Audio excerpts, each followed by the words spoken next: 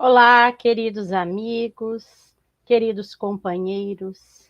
Mais uma vez estamos reunidos para uma reflexão que vai encher aí os nossos corações, que possamos aproveitá-la ao máximo. Hoje quem estará conosco é nossa irmã Luciana, e o tema que ela traz é convivência com Jesus.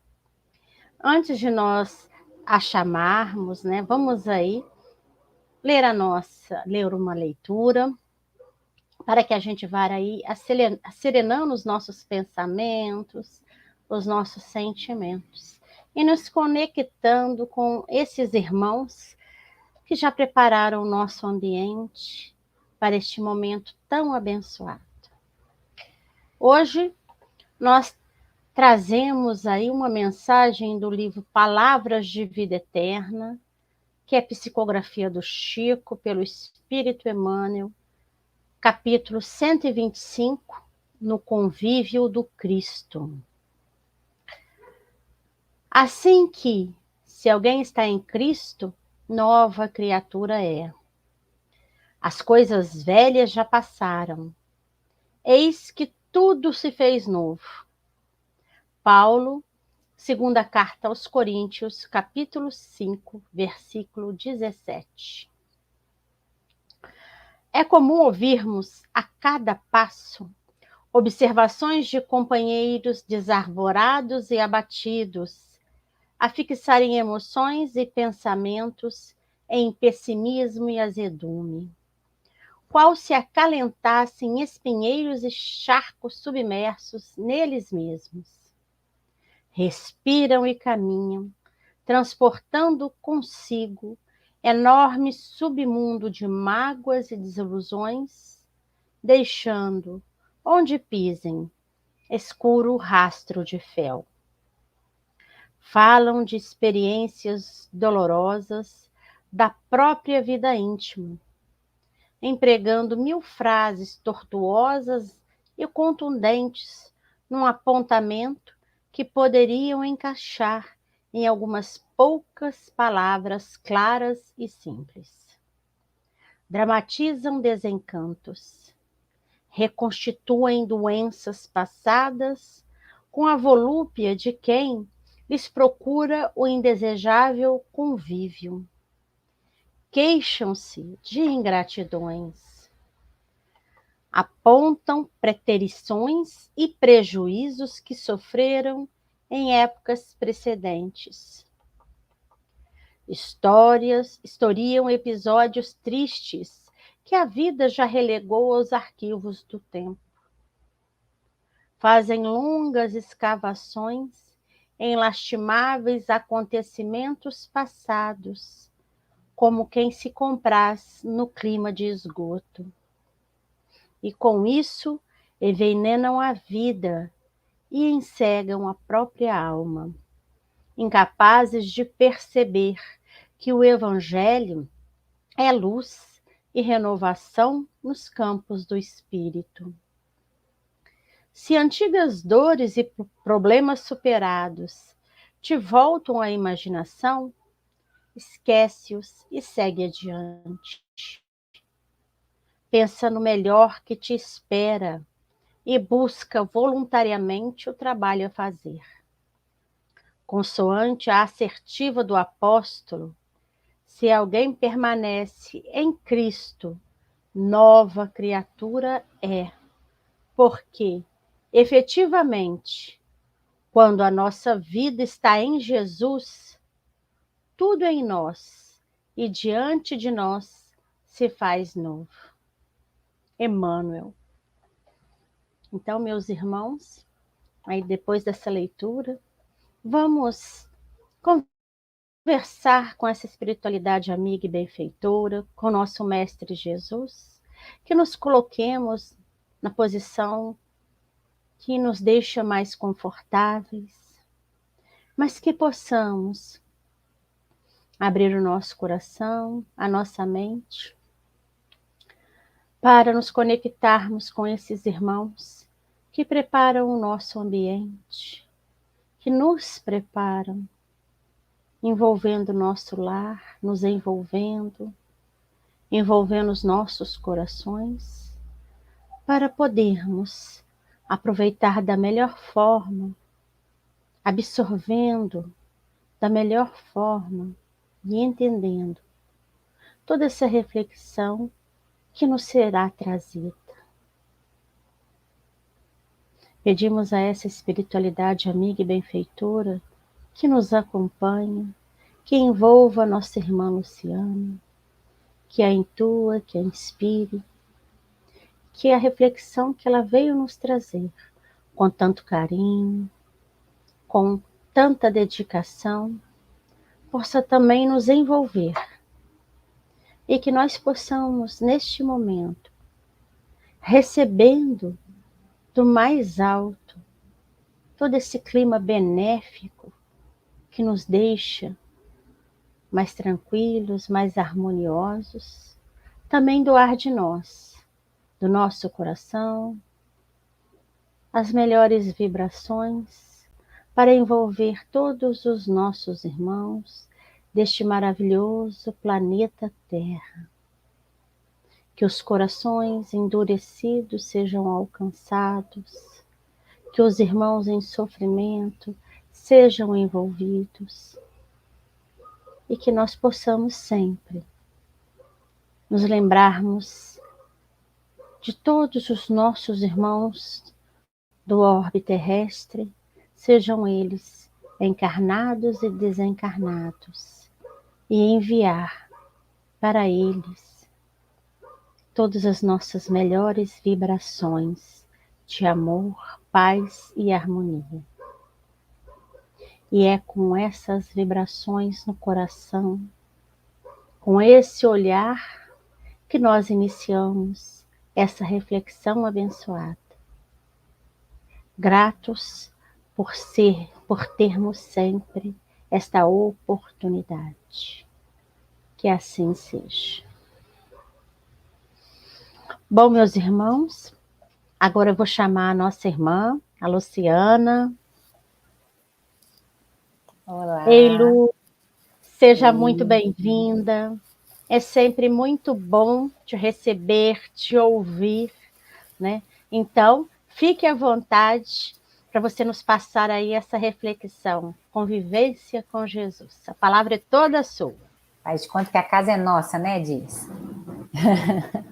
Olá, meus amigos da Casa de Amor ao Próximo. Que prazer estar aqui na nossa casa, com muito carinho, com muita atenção. E é muito bom poder saber que vocês estão aí também, nos ouvindo, seja de manhã, de tarde ou de noite, né, nas casas de vocês. E como a Dirce falou, ouvindo sobre o Evangelho de Jesus. Hoje o nosso tema é convivência com Jesus. Está até aí na tela, né? Convivência com Jesus. Nós escutamos tanto o Evangelho, lemos o Evangelho, estudamos o Evangelho, mas o Evangelho, como vai nos dizer Tiago, né? A fé sem obras é morta. Da mesma maneira, o Evangelho sem convivência, sem intimidade, sem troca com Jesus, ele não transforma. A transformação real do Evangelho, do que a gente lê, do que a gente estuda, ela se dá no convívio, ela se dá na intimidade, ela se dá na troca. Quando a gente começa a trazer Jesus de uma forma tão próxima, um amigo tão próximo, tão querido, um amigo que divide conosco o dia a dia, os afazeres. Santa Teresa d'Ávila, que foi um grande espírito encarnado na Terra, né, no século XVI, na Espanha, considerada santa pela Igreja Católica, né, uma freira. Teresa d'Ávila dizia que Deus está nas panelas. Deus está nas panelas, Deus está na vassoura, Deus está no pedreiro que está levantando uma parede, Deus está no médico que está curando um paciente. Deus está no íntimo, na intimidade e no dia a dia, no cotidiano. Então, Jesus é esse nosso amigo de convivência.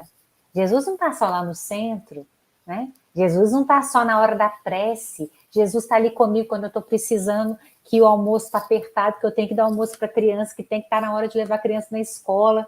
que eu estou com uma dificuldade financeira, que eu estou com uma dificuldade profissional, que eu estou com uma dificuldade no meu relacionamento. Esse é o evangelho. É o evangelho do cotidiano. É o convívio. Então, quando a gente traz Jesus para um convívio, quando a gente traz Jesus para uma realidade nossa, seja ela qual for a nossa realidade, e Jesus não faz distinção absolutamente nenhuma de ninguém, nem de nenhuma realidade, ele estará presente em qualquer pedido de convivência, e por isso ele é o mestre, por isso ele é o Senhor, né? A gente começa a comungar com Jesus de tudo. E como diria Teresa d'Ávila novamente, ele se torna um amigo querido que a gente tem, né? Então, como a gente convive com Cristo? Como é que a gente faz essa convivência? Né? Como é que a gente estreita esse laço? Como é que a gente aumenta essa intimidade? Primeiro passo, segui-lo. Né? Primeiro passo, então, seguir Jesus. Se a gente consegue seguir Jesus, a gente consegue, nesse momento, promover a intimidade. O primeiro passo é desejar. O primeiro passo é compreender que aquilo que é dito, aquilo que é falado no Evangelho, aquilo que a gente leu lá no Evangelho, faz sentido para nós. Então eu desejo, eu quero, como diz a passagem de seguir, quem quiser me seguir, tome a sua cruz, né? Quem quiser, o desejo vem primeiro. Então o primeiro passo, segui-lo, né? Quanto a ti, me segue. E aí, hoje a nossa proposta de conversa, de mergulho no Evangelho, de mergulho na intimidade com Jesus, ela vai se dar num momento do Evangelho. Nós pegamos aqui no Evangelho de Mateus, aquele momento em que Jesus termina o Sermão do Monte, como está lá no Evangelho de Mateus, né? O Mateus dá uma cadência para esse momento. Nós sabemos que, né, não necessariamente, historicamente, exatamente nessa cadência, mas como a gente encontra no Evangelho de Mateus, Jesus termina o Sermão do Monte e ele vai passar pela multidão. Aquele momento, né, tá todo mundo ali extasiado, ouvindo, né, encantado com as palavras. E aí Jesus vai embora, né, ele vai sair dali. Nesse momento, 3 pessoas na multidão chamam três que o evangelista nos contou, né? Mas a gente não faz ideia de quantas pessoas chamaram Jesus nesse momento, pediram ajuda a Jesus nesse momento, quiseram tocar em Jesus nesse momento. Mas lá no Evangelho de Mateus, nós temos 3 pessoas específicas, e por isso é aprendizado para nós, né? Que vão fazer um pedido a Jesus, vão até Jesus, vão querendo segui-lo. E a cada um Jesus vai dar uma resposta. É sobre essas respostas que nós vamos trabalhar hoje. Como é que Jesus respondeu às demandas? Como é que Jesus respondeu aos pedidos? Como é que essas pessoas foram até Jesus para segui-lo? É isso que a gente está conversando hoje, não é? O evangelho sentido no dia a dia, o evangelho sentido na presença de Jesus no nosso cotidiano, ele precisa de um desejo, de um esforço. E aí o Cristo vai chamar a atenção. A cada um, o Cristo vai dar uma resposta, como excelente pedagogo que é, como excelente professor que é, não será a mesma resposta para todos, porque os pedidos, as demandas e os corações são diferentes, né? Então vamos lá. A gente começa aqui com a primeira, né? Como nós estamos dispostos a seguir? Está lá em Mateus, capítulo 8, versículo 18 a 20. Então, primeira passagem. Jesus, vendo a turba ao seu redor, ordenou que partissem para o outro lado. Então, terminou o Sermão do Monte, e está indo embora, ordenou a ir para o outro lado, muito provavelmente para o outro lado do lago de Genezaré. Um escriba, aproximando-se, disse-lhe: Mestre, eu te seguirei aonde fores. Eu te seguirei aonde fores. Jesus, porém, lhe diz: As raposas têm tocas e as aves dos céus têm ninhos, mas o Filho do Homem não tem onde repousar a cabeça. Meu Deus do céu. Que resposta é essa, né? Né que ele vai entender, né? Se a gente, 2000 anos depois, estamos aqui tentando entender, imagina o escriba na hora que recebeu essa resposta, né? Mas como ele recebeu essa resposta cheia de energia do Jesus, deve ter calado bem fundo no coração dele lá.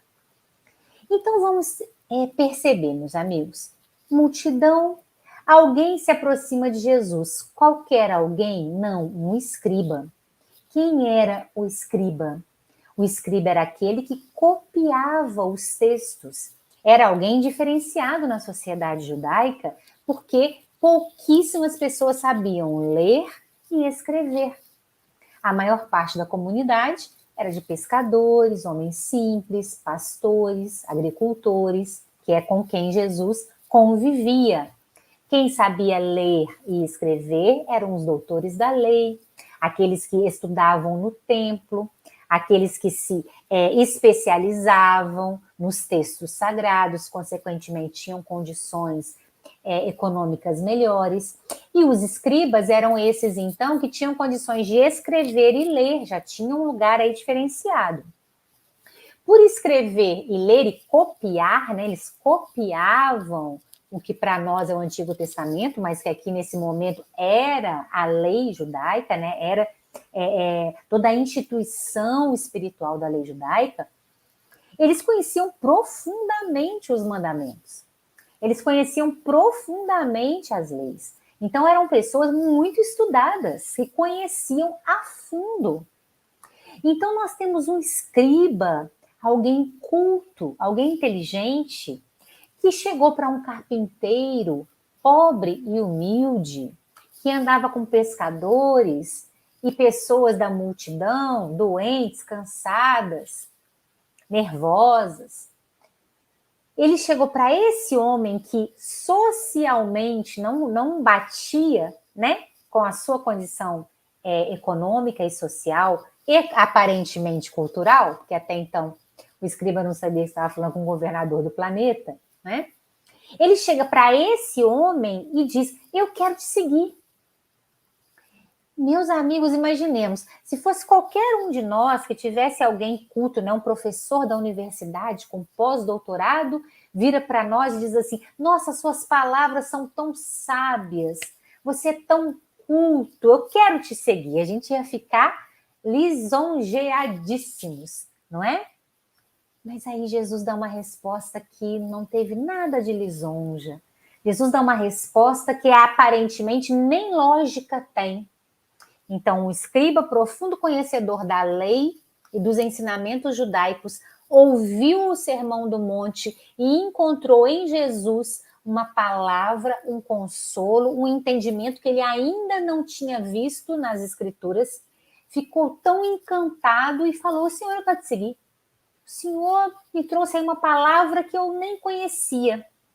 Aí Jesus fala: as raposas têm tocas e as aves do céu têm ninhos, mas o Filho do Homem, ele, Jesus, como ele se refere assim em alguns momentos, né? O Filho do Homem não tem onde recostar a cabeça. Vamos entender que resposta foi essa? Ao escriba, uma lição. Não era uma pessoa culta? Não era uma pessoa estudada? Não era uma pessoa que sabia ler, escrever, conhecia com profundidade as leis? Então, Jesus vai dar uma resposta de professor. A uma pessoa estudada, Jesus vai dar uma resposta de professor. Por isso que é uma resposta tão enigmática. É uma resposta muito não é? É para botar para pensar. Esse escriba deve ter ficado aí, ó, algumas encarnações pensando nessa resposta. Jesus dá uma lição, ele é um professor nesse momento, né? O escriba reconhece em Jesus um mestre, alguém que pode ensinar algo. Sim, o escriba se colocou num lugar humilde nesse momento, não foi? Ele reconheceu que Jesus tinha algo a dar que ele ainda não conhecia. Então, Jesus foi o professor. O ensinamento que Jesus deixa para ele é que para segui-lo não será possível acomodar. Não haverá repouso do coração sincero que quiser mudar-se realmente. Olha como é que Jesus mexeu profundamente nele, né? Você quer me seguir? Jesus não aceitou. Jesus não disse, vem e segue-me, como ali na nosso primeiro slide. Quanto a ti, vem e segue-me. Para ele, Jesus não disse isso. Jesus deu uma resposta filosófica e profunda para ele meditar. Porque o que Jesus percebeu naquele coração? Aquele coração estava eufórico. Aquele coração ouviu Jesus e ficou eufórico, porém ficou eufórico aqui. Não pensou, não trouxe para o coração, não trouxe para a intimidade, né? E ao não fazer isso, não reconheceu que não daria para acomodar ao seguir Jesus. Um escriba seguindo Jesus passaria muitas necessidades. As aves dos céus têm ninhos, as raposas têm tocas, mas Jesus, segui-lo é renunciar a muitas coisas. Segui-lo é deixar de lado muitas coisas. E quando Jesus olha para esse coração, que afinal de contas Jesus nos conhece profundamente, olhou para esse coração e reconheceu ali que esse coração foi afoito, né? Que esse coração não estava preparado, que esse coração não sabia, não era sair da condição de escriba e virar um seguidor de Jesus. Virar um seguidor de Jesus tem certas exigências no sentido de renúncias, que o coração tem que estar aberto para elas, não é? Não é renúncias, pessoal, né? A gente não está falando aqui, né, de questões materiais, monetárias, não.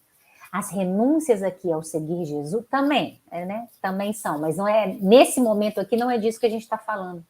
O que Jesus está convocando esse coração é assim, olha, uma vez que vai me seguir, vai mexer muito com você. Coisas que você sempre acreditou, pode ser que você passe a duvidar, pode ser que você passe a questionar. Você que é um escriba e que acredita que as pessoas mais pobres, por exemplo, que não têm condições financeiras, não entrarão no reino dos céus, se você quer me seguir, o que eu estou dizendo é o contrário.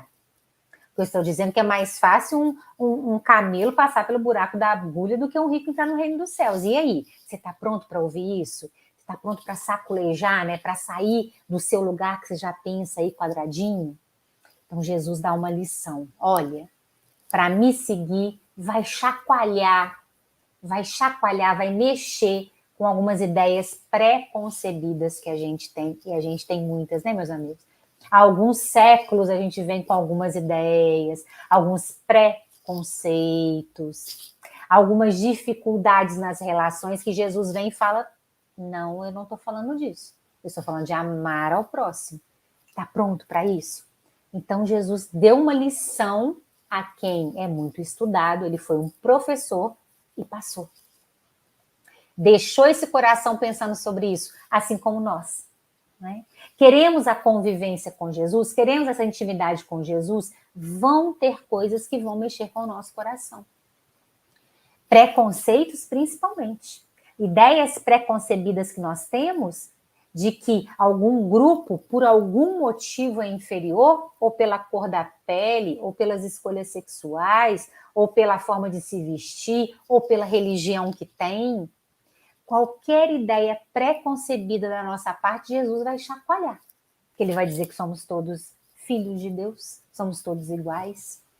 Então é nesse sentido, né? Ao primeiro que quis segui-lo, Jesus falou, pensa. Você vai precisar não se acomodar. É sair da casinha, que é a expressão agora, né? A gíria, né? Sair fora da casinha, né?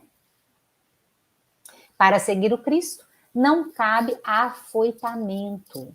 É preciso que essa decisão seja considerada fielmente pela alma. Jesus reconheceu que aquele coração ia titubear. Aquele coração não estava pronto, ele foi afoito. É igual quando a gente assiste uma palestra e gosta muito e sai encantado do centro, né? A gente está afoito, a gente está encantado. Mas aquilo fez um efeito no nosso coração de transformação de comportamento, de ideias, de pensamentos. É isso que o Evangelho nos propõe. O que o Cristo quer é, como ele mesmo vai dizer, né? O que eu quero é tacar fogo na terra.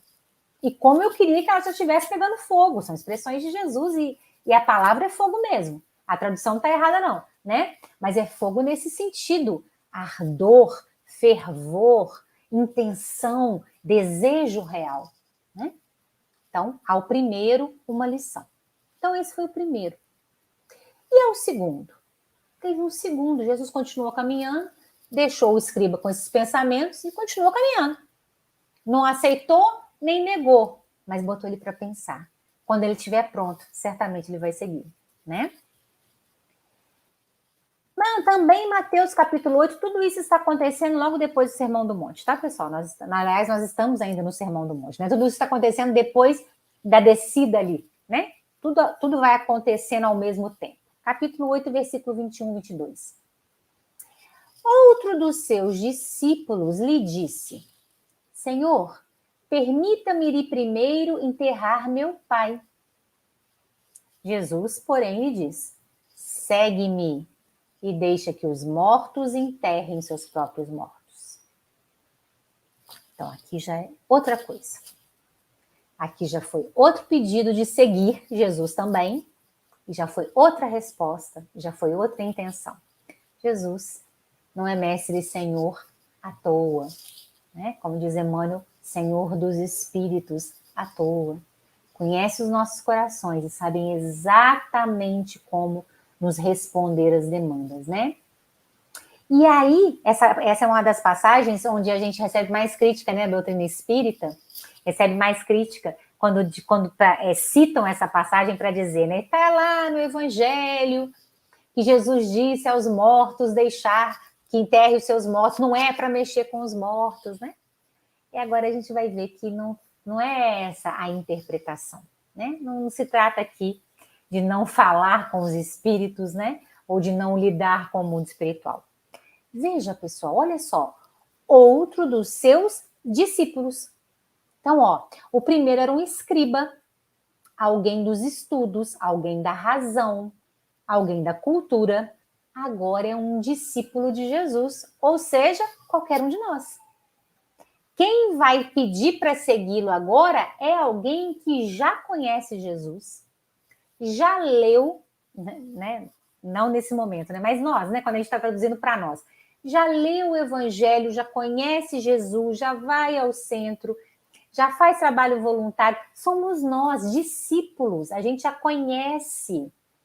A gente já conhece, já estuda, já ouve, já fala. E a gente chegou para Jesus e falou assim, Senhor, eu quero te seguir.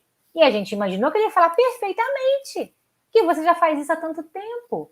Você já é meu discípulo há tanto tempo, não precisa nem me pedir. Mas não foi isso que ele respondeu. Ele respondeu outra coisa enigmática, também para pensar. Deixa que os mortos enterrem seus próprios mortos. Como é que esse discípulo se aproximou? Senhor, eu já te conheço, eu já sei sobre o seu evangelho, eu concordo com o seu evangelho, eu acho que o Senhor está certíssimo.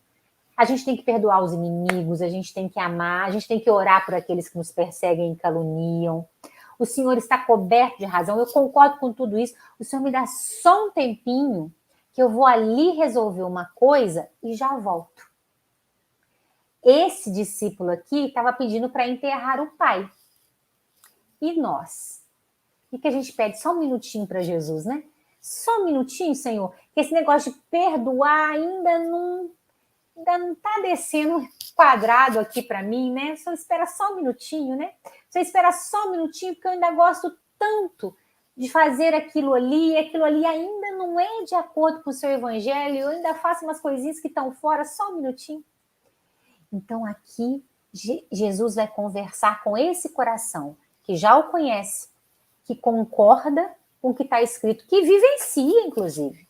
Nós vivenciamos o evangelho, né? A gente se esforça por vivenciar o evangelho no comportamento, nas palavras, mas a gente pede só um minutinho para seguir, para deixar Jesus acompanhar. Sabe aqueles dias, eu sempre digo isso, né? Aqueles dias que a gente fez uma coisa muito fora do evangelho, a gente, assim, pisou na jaca, né? Como diz aí. A gente meteu o pé na jaca, a gente fez uma coisa muito desagradável, muito equivocada. E no final do dia, a gente tem vergonha de orar? No final do dia, a gente tem vergonha de falar com Jesus? Porque a gente pensa, meu Deus, que bobagem que eu fiz, eu tô com vergonha. É isso. A gente se aproximou, mas na hora de seguir, ou seja, botar ele pertinho da gente, mesmo equivocado, porque, afinal de contas, ele é o remédio para o doente, a gente, só um minutinho, Jesus, né? E afasta. Vamos ver o que ele falou para esse discípulo, que a gente, na tradução, né, na interpretação, está trazendo para nós. Jesus dá uma ordem. Ao primeiro foi uma lição, porque o primeiro era um estudante. O primeiro lidava com a razão, com as letras. O segundo já lidava com o coração. O segundo já era um discípulo. Aí ele dá uma ordem. O outro homem já era um dos seus discípulos e reconhece Jesus como Senhor do seu coração, sim. Já é alguém que está emocionalmente envolvido com o Evangelho de Jesus, sim. Não está afoito como o primeiro, já passou pelo afoitamento, já conhece como é que é seguir Jesus, já sabe das dificuldades que é seguir Jesus. Porém, mesmo reconhecendo Jesus como seu Senhor, procrastina, né? Adia a decisão de seguir. Meus amigos, a gente não tem como conceber absolutamente Jesus dizendo a um filho para não enterrar o pai. Absolutamente não existe, não há possibilidade da gente imaginar uma cena dessa. Em especial numa comunidade judaica, patriarcal, onde era dever do filho primogênito. Então, muito provavelmente, esse filho era o filho primogênito. Enterrar o pai. E não só enterrar o pai, como começar a tomar conta de toda a família que ficou. Dos irmãos e da mãe. Então, não haveria possibilidade de Jesus ir contra a lei. Não só ir contra a lei judaica, contra a lei divina, que prega honrar pai e mãe. Aliás, é um dos mandamentos que Jesus mais nos chama a atenção, honrar pai e mãe. Então, a gente não pode compreender Jesus dizendo para um filho não vai enterrar seu pai, nem contra a lei judaica, menos ainda contra a lei divina. Então, tem aí alguma coisa. Porque Jesus dá uma ordem, vocês viram? Ele foi taxativo. Quanto a ti, me segue. Esse sim, né? Vem cá. Deixa isso e vem. Então, meus amigos, se Jesus não poderia jamais ir contra a lei, ele está conversando com o espírito imortal. Ele não está conversando com um jovem primogênito, filho de uma família, que perdeu o pai, que o pai desencarnou e que ele está indo enterrar o pai. Jesus não está conversando com essa criatura desse momento, dessa encarnação, nessa situação familiar. Jesus está conversando com o espírito imortal que ali está. Jesus está conversando com o espírito. Então, ele está dando uma ordem espiritual, uma mensagem espiritual. Você já é meu discípulo. Você já me segue. Ou melhor, você já é meu discípulo, você já tem o coração, você não está afoito. O seu coração já está nos ensinamentos. O que está te faltando? O que faltou a esse rapaz? Né? Este recebe uma ordem direta e clara. Segue-me. É no imperativo. Segue-me. Porque aquele que reconhece a luz do ensinamento espiritual não pode mais optar pelas questões puramente da matéria. Aquele que reconhece a luz já não é um discípulo, já não concorda com os ensinamentos, já não entendeu o evangelho no coração, já não viu a luz. Esse não pode fazer a opção pela materialidade. Então, deixar os mortos enterrar os seus mortos não é uma sentença, como é que a gente pode dizer assim, do real, no sentido assim, há um caixão, há um lugar para enterrar, há o cemitério. Não, Jesus está dizendo assim, o que é da matéria pertence à matéria, e o que é do espírito pertence ao espírito. Esse rapaz estava exatamente no meio, entre a materialidade, e vamos esquecer que é o enterro do pai. Jesus está conversando com o espírito imortal. Então, se é o espírito imortal, a gente não está falando de um momento, de uma situação. A gente está falando das polaridades, né? Esse discípulo estava exatamente no meio, entre a materialidade, a força da materialidade, dos costumes, das necessidades, do império dos sentidos, E entre a espiritualização, a luz, a força, a intenção, ele estava exatamente nesse meio, entre uma coisa e outra. E olha, pessoal, não se trata de novo, né, do enterro do pai, se trata das posições, das polaridades que sempre estão diante de nós. Luz e sombra, não é assim? Luz e sombra, claro, escuro, dia e noite. A gente está sempre nesse posicionamento de escolhas. Era onde ele estava e é onde a maioria de nós está também. Aí Jesus disse assim: você já viu a luz? Você já conhece o meu evangelho? Não escolha a materialidade. Materialidade aqui no sentido do apego, né? Do apego, porque nós vivemos no mundo material, então vamos usar a materialidade certamente. Mas não escolha o apego à materialidade, não é? Deixa a materialidade o que é dela, né? A César o que é de César. Deixa a materialidade o que é dela e o espiritual o que é dele. Você está me pedindo para me seguir, ou seja, seguir o caminho espiritual, mas está com um pezinho, está com um braço, né? Está olhando para as questões da materialidade. Não dá, está dividido. É aquela história de botar, né, um pé num barco, outro pé no outro. Não dá, não dá substância a isso, né? Não tem como você apoiar o pé. Então Jesus falou: não faça isso. Você está diante da luz e querendo voltar para a condição que aprisiona, para a condição que faz morrer, né? Que faz desencarnar. Então Jesus diz: vem, só vem para a luz. Você já conhece, vem. E aí esse rapaz não consegue ir, né? Esse rapaz não segue Jesus. Esse rapaz volta para enterrar o pai.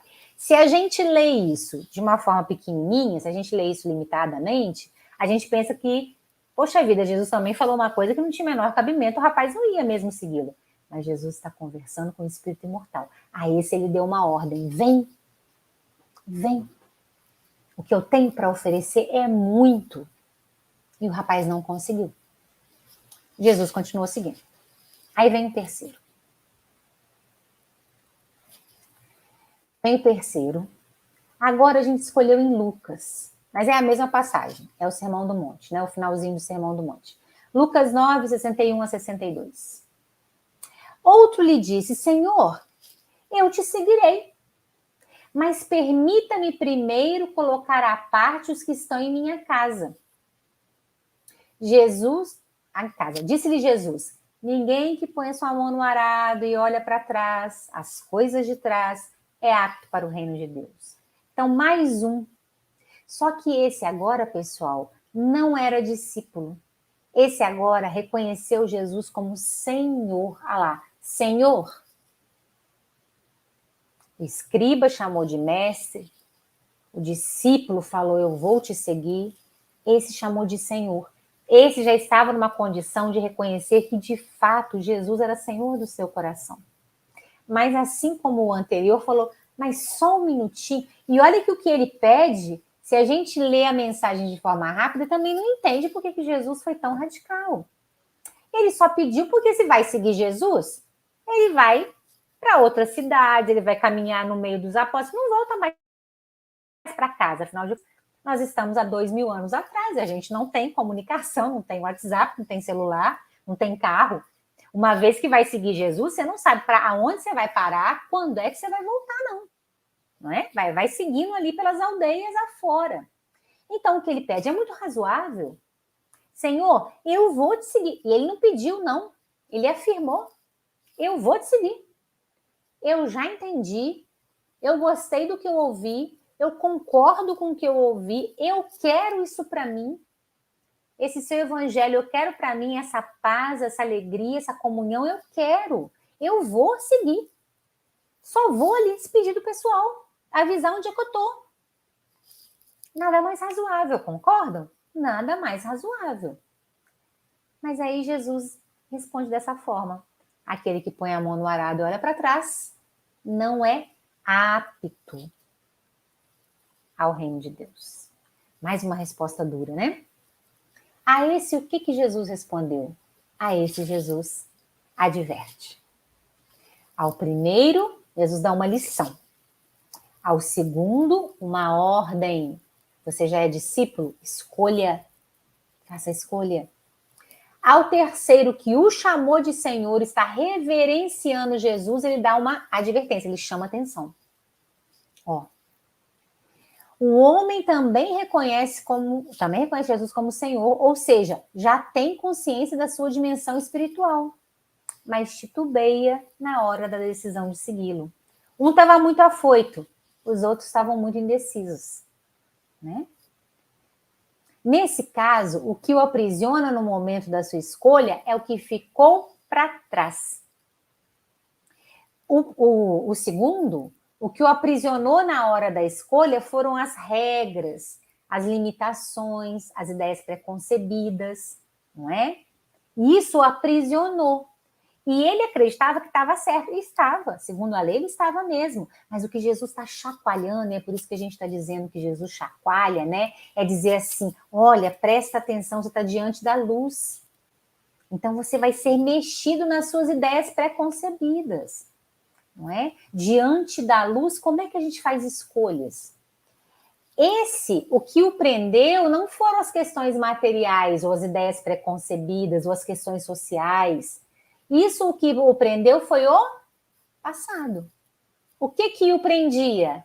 Aí eu não tenho condições de saber. Quem sabe é Jesus, que olhou para ele como maravilhoso mestre, que é, olhou, reconheceu aquele coração e entendeu que aquele coração estava preso a questões do passado. E, no falar, ele dizia, eu vou te seguir. Mas na hora que disse, eu vou te seguir, imediatamente tentou botar um pezinho lá atrás, né? Voltar às questões antigas. E é isso, meus amigos, que nos machuca tantas vezes quando a gente está discípulo do Evangelho, né? Caminhando com o Evangelho. Quantas vezes a gente se pega repetindo o mesmo erro?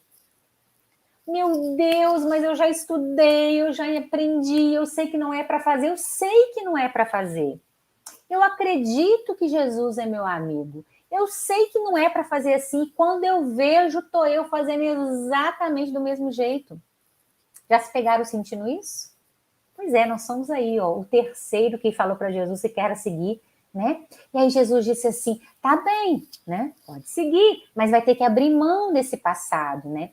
Isso que repete ainda, mas uma hora vai parar de repetir. Mas se você, ao repetir, ainda está preso ao passado, aí você não consegue seguir, né? Quando a gente está seguindo verdadeiramente, a gente se incomoda muito quando repete. Ah, não acredito, de novo não é possível. Esse ainda não estava incomodado. Tanto é que ele queria voltar lá. Ele ainda não se incomodava com as coisas que o aprisionava. Tanto é que ele pediu para voltar. Jesus falou, olha, se você está pedindo para voltar, se você deseja voltar, isso ainda não te incomoda. Isso ainda não te liberta, né? Jesus, então, faz uma advertência. Quem vê a luz da espiritualização, mas mantém o coração e os olhos, o coração e os olhos no passado, ficará preso ao passado e não atingirá o reino de Deus. Ficará preso ao passado. Então, esse amigo, esse irmão mais velho, esse coração amoroso de Jesus, quando ele se apresenta a nós, não é? Os equívocos que ainda nós cometemos, é nosso, é humano. A gente ainda vai errar algumas vezes. Mas o que Jesus está nos convocando é assim, você vai errar algumas vezes, mas gostar de estar nessa condição te afasta de mim. Não é? Repetir essas coisas ainda sentindo algum tipo de prazer, ou melhor, nem pensando sobre isso, tanto é que o rapaz foi muito ingênuo, né? Senhor, eu só vou ali. Ele foi ingênuo, ele nem percebeu que ele estava dizendo para Jesus, eu estou procrastinando também. Eu estou aqui, eu quero, mas aqui também é bom. Aquele equívoco ali também é bom. Aí Jesus falou, não, presta atenção, uma advertência, chamou atenção, não. Quem bota a mão no arado e olha para trás não consegue arar a terra. Se a terra não está arada, não tem como semear. Se não tem como semear, não vai nascer nada. Porque essa terra não foi arada convenientemente. Pegou o arado, olhou para trás, se equivocou ali, saiu tudo torto, a semente não tem como crescer, porque vai crescer tudo torto e engalfinhado, tem que crescer certinho uma do lado da outra. Então você não vai plantar o que Jesus não vai colher. O que Jesus quis dizer é: você está diante da boa semente, do momento de arar a sua terra para você frutificar, e o que você está escolhendo é ser terra infértil. O que você está escolhendo é não florescer. Como é que Jesus vai compactuar com isso? Ele não vai compactuar. Ele vai querer sempre que a gente cresça, né? Que a gente avance, que a gente seja feliz, que a gente seja melhor. Então ele vai divertir. Não faça isso. Não faça isso com seu coração. Não faça isso. Não é? Deixe aquilo que lhe aprisiona para realmente arar a terra do seu coração. Né? É Jesus nos convidando a esse arado, né? A essa sementeira boa que ele tem para dar. Então, a esse uma advertência. Mas aí veio um quarto homem falar com Jesus nesse momento. O jovem rico. Vocês conhecem a história do jovem rico? A maioria de nós conhecemos, né? A história do jovem rico está lá no Evangelho. O jovem rico vem conversar com Jesus. Aqui a gente pegou em Marcos. Não pegou nem em Mateus nem em Lucas. A gente pegou em Marcos, capítulo 10, 17 e 22, que também é a mesma passagem, também é o final dali do sermão. Mas a gente queria trazer para vocês uma palavra aqui no Evangelho de Marcos, que aparentemente ela foi colocada assim, né? Só foi colocada ali, não, mas a gente vai ver que tem um significado muito bonito. E só em Marcos que a gente viu essa palavra. E a passagem do jovem rico é a seguinte: e pondo-se a caminho, um homem correndo para ele e ajoelhando-se diante dele, o interrogava: bom mestre, que farei para herdar a vida eterna? Meus amigos, a gente está aqui numa comunidade, né, numa sociedade extremamente estratificada. Quem gosta aí de ver, né, às vezes as novelas aí que mostra a Índia, né, e mostra aí os clãs, sabe que uma sociedade estratificada, ela é toda organizada, as pessoas não passam de um núcleo para outro, né? Então, por que o evangelista escreveu o jovem rico? Como é que ele sabe que um jovem, no meio da multidão, que ele nunca viu, que ele não sabe o nome, inclusive não existe o nome dele no evangelho, como é que ele sabe que ele é um jovem rico? Pelas roupas, certo? É uma comunidade extremamente estratificada. Não existe a gente comprar roupa de grife pagando 12, 24 vezes, não. Aqui a gente pode até enganar, né? Eu não tenho dinheiro, mas eu divido aí umas 60 vezes e compro aquela bolsa de marca e ninguém fica sabendo e acha que eu tenho dinheiro. Não. Aqui é uma sociedade estratificada, isso não existe. Quem tem aquela roupa tem dinheiro. Ponto. Então, quem olha para aquele moço sabe que ele tem dinheiro. Imagine, meus amigos, um jovem rico, então, da alta sociedade judaica, bem vestido. Imagina esse jovem correr na multidão, que não é comum, que as pessoas mais ricas, né, as pessoas que têm dinheiro, elas andam, né, elegantemente, elas não correm, né, elas andam com muita elegância. Ele correu, ajoelhou. Olha essa cena, pessoal. Não é qualquer coisa. Não é qualquer coisa. Um jovem rico da alta sociedade judaica correr na multidão de pessoas pobres, cansadas, doentes, que estavam ali seguindo Jesus, ajoelhar. Olha que símbolo de entrega a um carpinteiro. A um carpinteiro pobre, humilde, que aparentemente não tinha cultura, que não estudou no templo, que não estudou com os doutores da lei. Então a gente está vendo como a cena é uma cena impactante. É uma cena impactante.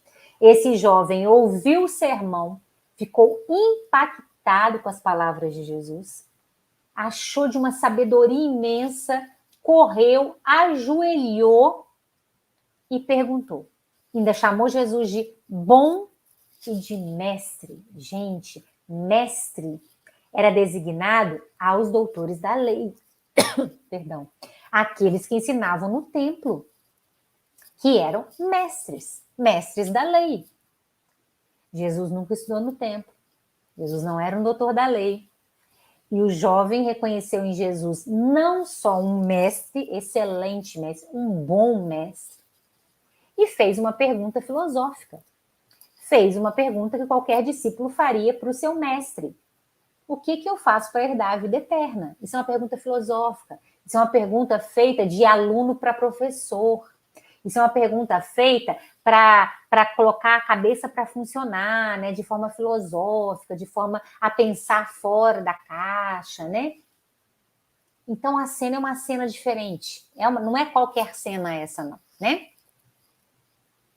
Disse-lhe Jesus que absolutamente não se envaidece da cena, né? Que absolutamente não se envaidece, não acha aquilo muito estranho, né? Jesus já passou por 3, esse é o 4, e Jesus está a cada um dando, ofertando o que eles precisam. A um foi uma lição, ao outro foi uma ordem, ao outro foi uma advertência, e chegou esse rapaz, né? Disse-lhe Jesus, por que me dizes bom? Ninguém é bom, senão um, Deus. O rapaz sabe disso. O rapaz conhece a lei. Sabes os mandamentos. Não matarás, não adulterarás, não roubarás, não prestarás falso testemunho. Olha Jesus, querido, como é, né? Esse rapaz chegou, chamou Jesus de bom, de mestre, ajoelhou e falou, Senhor, como é que eu faço para ter o reino, né? A vida eterna, obter o reino de Deus, como é que eu faço? Aí Jesus falou, você já sabe o que fazer. Não roubar, não trair, não prestar falso testemunho, não adulterar. Essa é a lei em todo o universo, né, meus amigos? A lei não vai mudar. Os 10 mandamentos é a lei divina em todo o universo. Se a gente faz o que está nesse mandamento, está resolvido o nosso problema. A gente alcança a vida eterna, a gente caminha, a gente evolui, né? Então Jesus falou, você já sabe o que fazer. Quase que Jesus continua, né? Por que está me perguntando? Porque Jesus sabia que não era essa a pergunta que ele queria fazer realmente. Não é? Não somos nós? Não somos nós? Às vezes a gente se aproxima, né? Chega na casa espírita, se aproxima de um livro espírita, né? A gente se aproxima do ensinamento e a gente fala, não, o que eu quero saber é isso aqui. Mas no fundo, a gente está com outra dúvida. A gente está com uma dor maior, a gente tem uma ferida maior para cicatrizar. Jesus estava dizendo, olha, não é bem isso que você quer me perguntar, não. Porque o que você está me perguntando, você já sabe a resposta, né? Aí o rapaz disse, mestre, então já não chamou de bom mais, né? Já que bom é só Deus, mestre. Eu guardei todas essas coisas desde a minha juventude. Olha que bonito, né? Senhor, isso aí eu já faço. O que eu estou te perguntando é outra coisa, né? Senhor, isso aí eu já faço. Eu já não adultero, não mato, não roubo. Eu já faço isso. O que eu estou perguntando para o Senhor é outra coisa. Não somos nós, meus amigos, quando a gente está com um problema muito sério, com muita dificuldade, e vai fazer a nossa prece e fala, oh meu Deus, mas eu tenho tentado, eu estou tentando. Eu me esforço. Eu me esforço para fazer o melhor, eu me esforço para mudar meus hábitos, eu esforço para ter outros pensamentos. Oh meu Deus, eu estou tentando. Não é? Ah lá, olha o que o evangelista Marcos colocou para nós.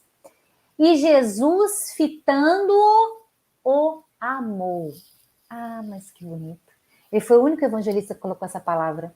E Jesus, fitando-o, o amou. Ele disse, uma coisa te falta. Vai, vende quanto tens, dá aos pobres e terás um tesouro no céu. Vem e segue-me. Percebe, pessoal? A esse, Jesus deu passo a passo. Aos outros, não.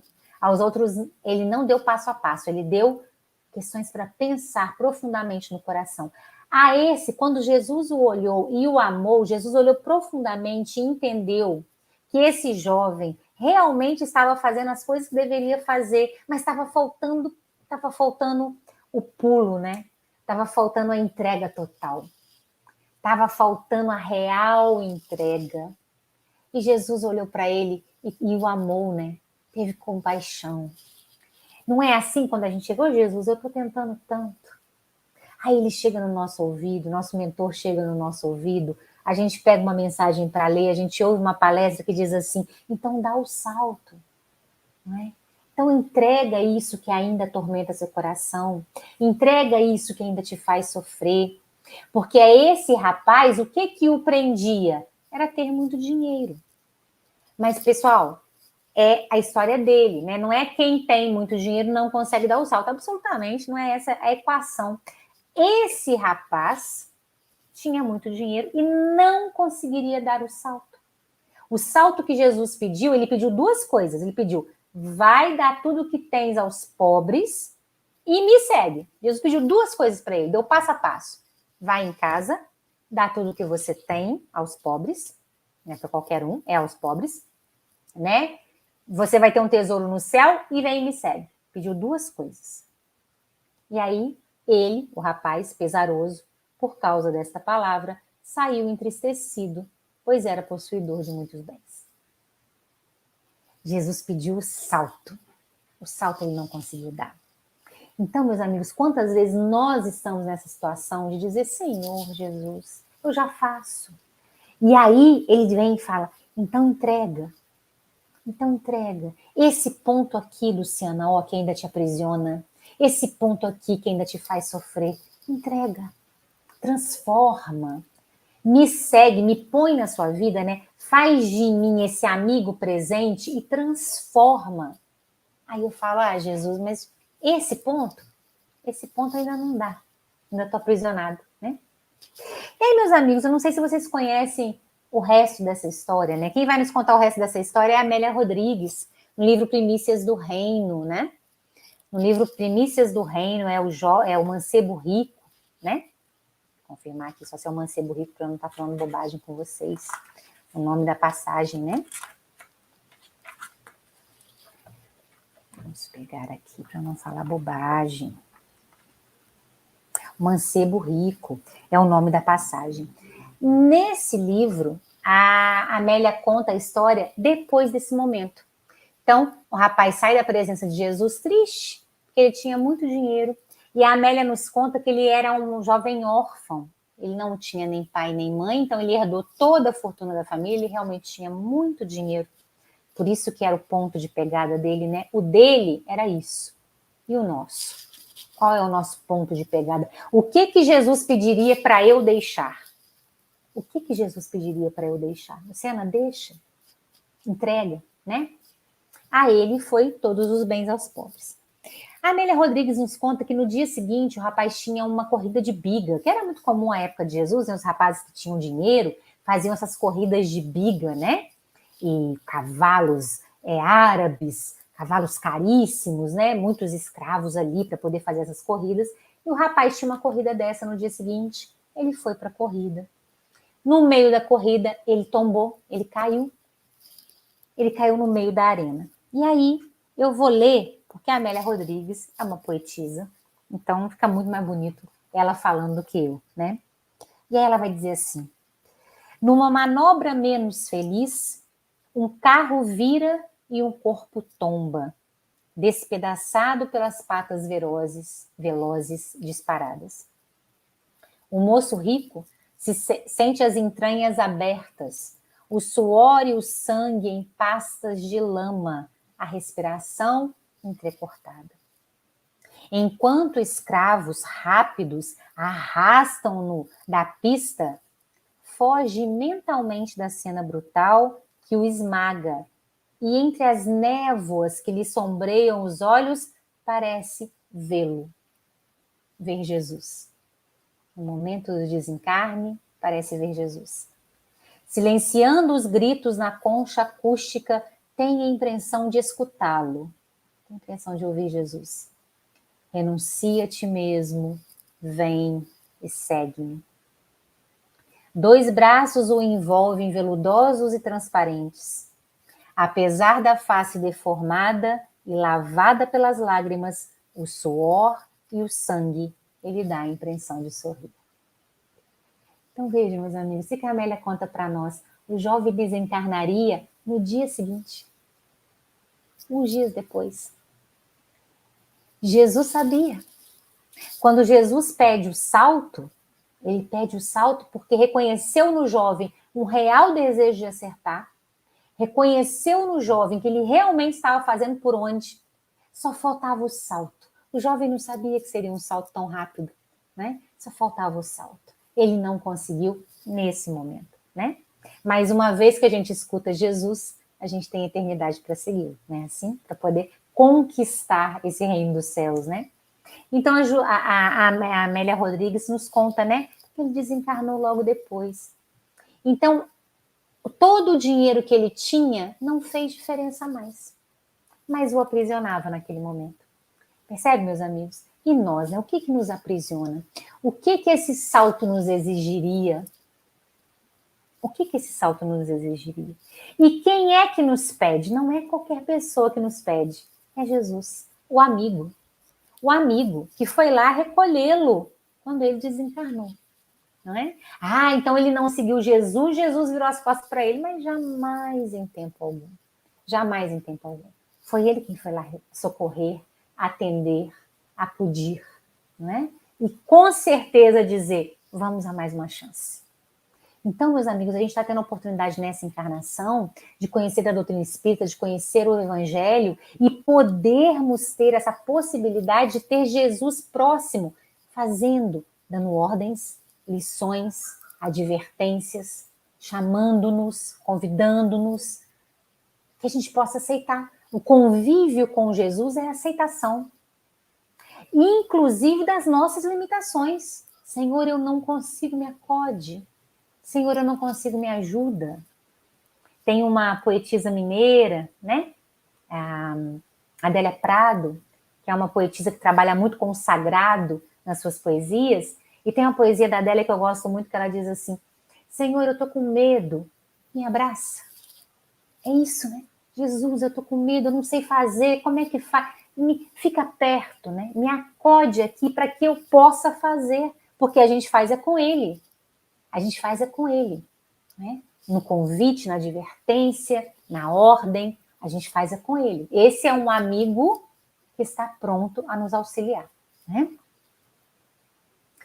E por fim, o convite à escolha. Esse homem, ao ajoelhar-se, reconhece a superioridade moral de Jesus. E ao chamá-lo de mestre, mostra a vontade real de aprender com ele. Somos nós. Somos nós. Ele, de fato, já realizava os mandamentos e tinha os preceitos morais dentro do seu coração. Então, Jesus faz o convite derradeiro. Lhe falta uma coisa: desapegar-se dos bens terrenos e ir em direção. Aqui para mim ficou tampado, só um minutinho. Desapegar-se dos bens terrenos e ir em direção ao próximo. Porque a entrega dos bens seria aos pobres. Convite derradeiro de Jesus para nós, meus amigos. Queremos conviver com Jesus? Vamos até o outro. Queremos ter Jesus constantemente conosco? Vamos até o outro.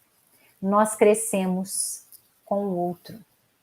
O próximo, o outro, aquele, aquela. Esses ao nosso redor são esses que nos farão, né, que nos trarão o grande convite de Jesus, né? Ele não pede para o rapaz qualquer coisa, ele pede dá aos pobres. Ele pede vá ao próximo, entrega ao próximo. Então, esse convite é feito para nós constantemente. Convivência com Jesus é convivência com o próximo. Você não dá para ser só com Jesus, não, porque o próximo está muito difícil. O próximo é bravo, é nervoso, não tem jeito. Convivência com Jesus é convivência com o próximo, né? Lei de sociedade, está lá no Evangelho, no Livro dos Espíritos, lei divina, lei de sociedade, é uma lei de Deus, convivência social, convivência com o próximo. Caminhamos quando caminhamos juntos. Essa é uma lei divina. Nos aproximamos do Cristo quando oferecemos ao outro. Nós nos aproximamos do Cristo, né? Vamos finalizar com uma mensagem de Joana de Ângeles no livro Leis Morais da Vida, o intercâmbio social. Ela vai dizer assim: viver o Cristo é também conviver com o próximo, aceitando-o conforme suas imperfeições, sem constituir-lhe fiscal ou pretender corrigi-lo. Antes, acompanhando-o com bondade, inspirando-o ao despertamento e à mudança de conduta. Conviver com Cristo é viver com o próximo. E quanto mais a gente estimula essa convivência ou realiza transformações nessa convivência, mais íntimos de Jesus, mais próximos de Jesus, mais essa afinidade, né? Essa afinidade bendita que o Cristo proporciona, que o Cristo possibilita para as nossas vidas. Meus amigos, a gente agradece muito pela atenção de vocês. A gente espera, né, que essa mensagem possa nos tocar, que nós possamos, mesmo que transitemos entre cada um desses que querem seguir Jesus, mas que o nosso objetivo final seja o objetivo de tê-lo ao nosso lado, estando com o próximo. Muito obrigada pela atenção de vocês, que Jesus nos abençoe. A gente que te agradece, Lu, excelente reflexão, que realmente a gente entenda que para seguir Jesus, para conviver com Jesus, a gente tem que estar com o próximo. Em muitos momentos a gente foge, né?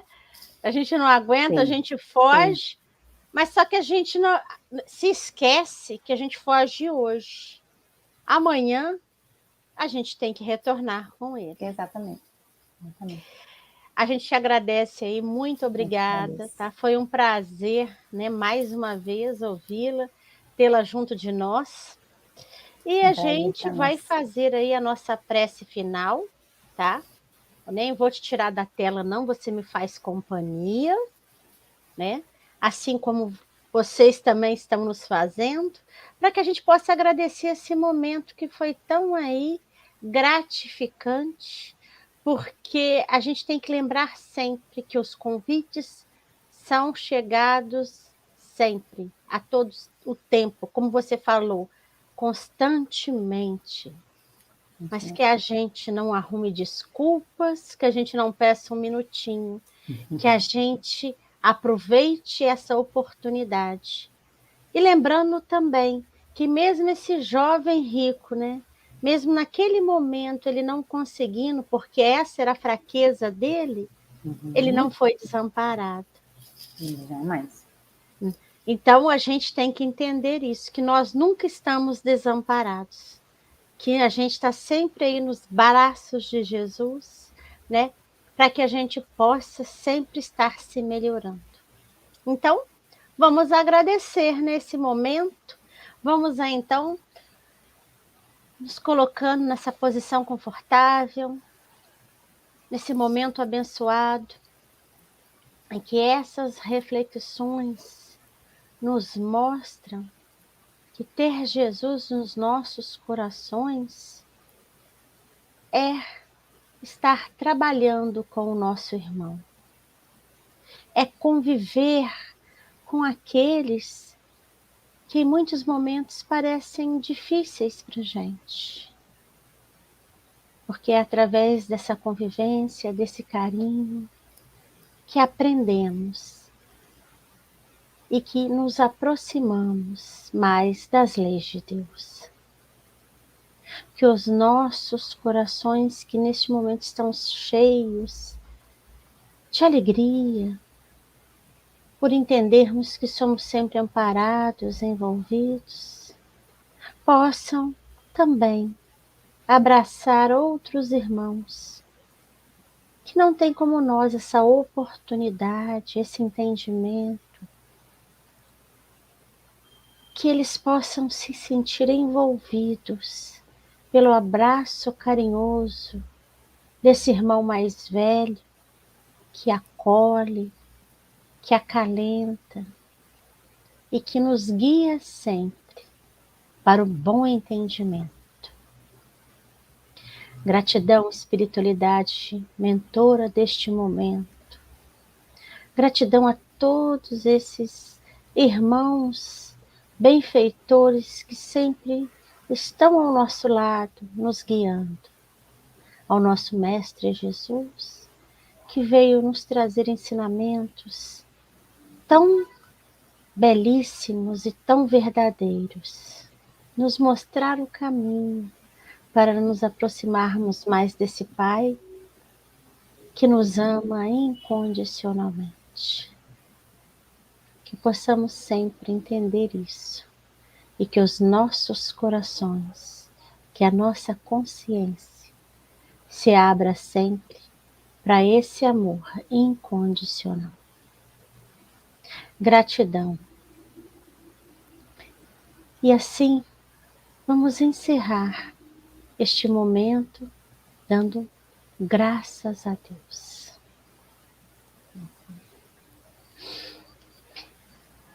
Então, meus queridos irmãos, a gente agradece mais uma vez a todos vocês, a nossa querida Lu, né, que tão prontamente, carinhosamente está sempre conosco, né? Receba você o nosso abraço aí carinhoso. E que você possa estar sempre aí junto de nós, para que a gente possa sempre refletir e divulgar, né? Que você sempre compartilhe conosco essas reflexões. Então, que sejamos todos envolvidos e abençoados. Muito obrigada a todos, que na próxima quinta-feira nós estejamos mais uma vez todos juntos para mais uma reflexão. Fiquem com Deus. Tchau, tchau. Tchau, gente.